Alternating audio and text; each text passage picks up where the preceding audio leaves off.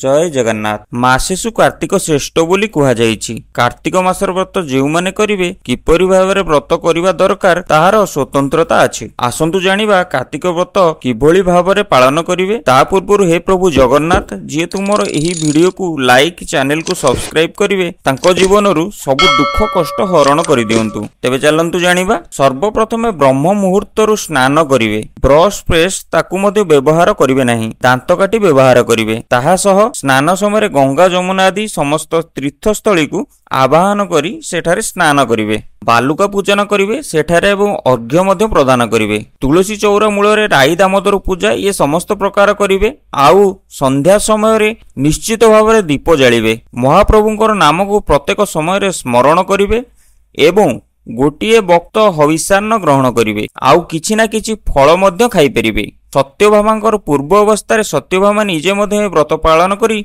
महाप्रभुंकर प्रिय होई परिछन्ति। निश्चित भाव कार्तिक व्रत को आपण माने पालन करंतु नित्य नियम सहित। जय जगन्नाथ।